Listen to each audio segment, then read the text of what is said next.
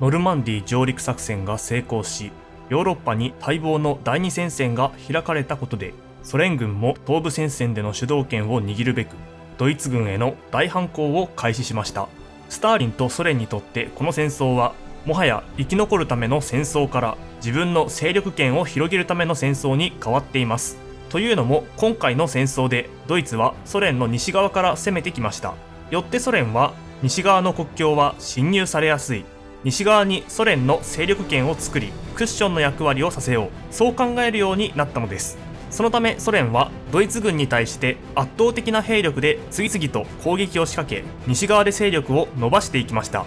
こうしてドイツ軍は次第に東部戦線から押し戻され、ソ連は領土を次々と取り返していったのです。そんなソ連軍がワルシャワに近づくと、ポーランド国内の抵抗組織がこれはチャンスだと考えて一斉に放棄してドイツ軍と激しい戦闘を繰り広げるようになっていきます。しかしソ連軍はこの時点で進撃を停止しました。先ほど言った通り、スターリンはすでに戦後のことを見据えた政治的戦略を優先しており、ポーランドに共産主義政権を樹立しようと考えていたのです。ところが放棄した勢力はロンドンに亡命していたポーランド政府に忠誠を誓っており、戦後にソ連と連携するつもりはないと考えている勢力でした。これはスターリンからすると良くない展開です。戦後の支配において彼らは邪魔だ、ちょうど物資もなくなってきた、我々の物資を使って放棄を支援する必要はない、そう考えるのも自然なことでしょう。こうしてソ連軍はポーランドの抵抗組織を見捨てて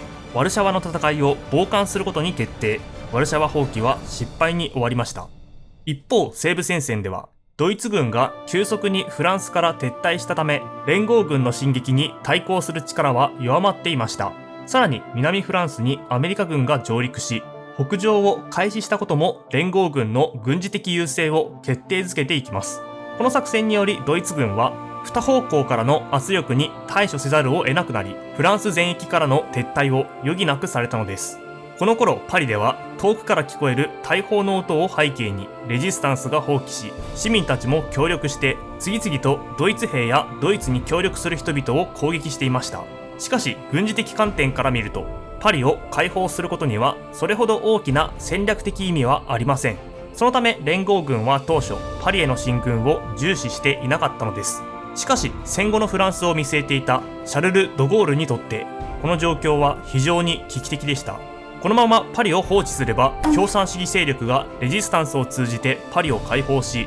戦後のフランスが共産主義国となる可能性があります。それはまずい。そのような事態は避けなければならない。そう考えた自由フランス軍はパリを目指して進撃を開始。連合軍を指揮していたアイゼンハワーも数週間前にスターリンがワルシャワを見殺しにしたと非難していた手前、パリを見殺しにすることはできませんでした。ということで連合軍は軍事的に大きな意味を持たないと理解しつつも、自由フランス軍に続いてパリへと進軍することを決定します。そんなパリを防衛するためにヒトラーは新たな守備隊長を任命していました。コルティツ将軍です。ヒトラーはコルティツに対し、パリを死守しろ、それが無理ならパリを完全に破壊しろという厳しい命令を下していましたが、パリ市内で放棄したレジスタンスが休戦を提案すると、コルティツはヒトラーの命令を無視し、パリを破壊することなく降伏を選びます。レジスタンスの提案を受け入れ、意味のない破壊を避けたのです。この時ヒトラーは電話で、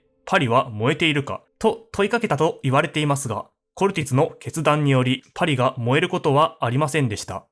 こうして数日間にわたる戦闘の末、ついにパリは解放されました。最初にパリへ入城したのはルクレール将軍率いる自由フランス軍でしたが、彼らに続いてドゴール将軍も市民の熱狂的な歓声に迎えられながらパリでパレードを行います。パリの解放はフランスにとってだけでなく、連合軍全体にとっても大きな象徴的勝利となりました。これ以降連合軍はドイツ軍とほとんど遭遇することなく、スムーズに進撃を続けていきます。連合軍の前進は止まることなく続き、いよいよドイツ国内への侵攻が始まりました。しかしパリ解放後、連合軍内での次の戦略に対する意見の対立が発生します。イギリスのモントゴメリーはオランダからルール工業地帯への進撃を強く提案しました。ルールは連合軍の度重なる爆撃にもかかわらず、依然としてドイツの巨大な兵器生産拠点として機能していたため、この地域を奪うことが重要だと考えていたのです。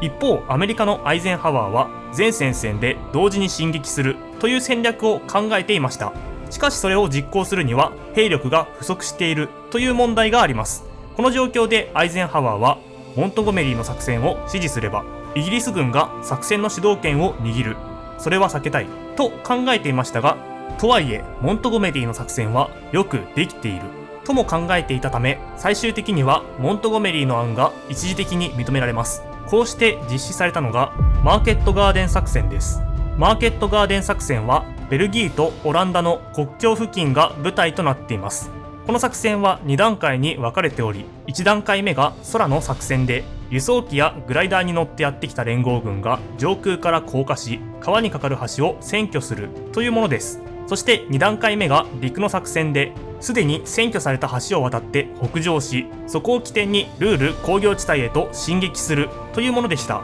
このような計画のもと、数多くの輸送機とグライダーが空挺部隊を降下させ、作戦が開始。序盤は順調に進み、連合軍は計画通りに橋のいくつかを確保していきましたが、問題が発生しました。最も遠い場所にある橋の周辺では、ドイツ軍の大部隊が待ち伏せしており、予期せぬ激しい抵抗にあったのです。連合軍にとってこれは大きな誤算でした。空挺部隊は陸上の部隊が到着するまで必死の抵抗を行って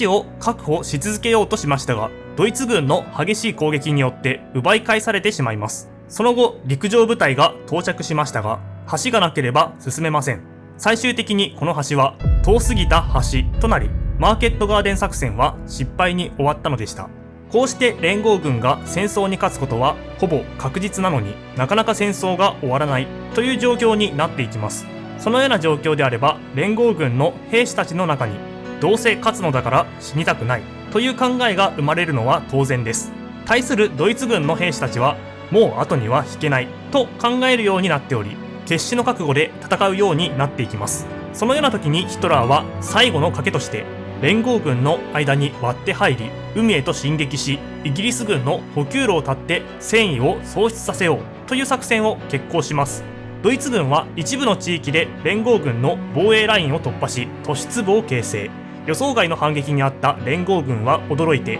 混乱する事態となりました。しかしそれ以上の進撃は失敗に終わります。最終的にこの作戦はドイツにとって大敗となり、ヒトラーの最後の希望もついえました。この頃のドイツにはもはやガソリンの備蓄がほとんど残っておらず、戦車部隊は次々と活動を停止。一方連合軍は爆撃機や戦闘機を次々と出動させており、動けなくなったドイツ戦車を正確に狙い撃ちしていきます。こうしてドイツ軍は効果的な反撃もできずに総崩れとなり、完全に防衛力を失ったのです。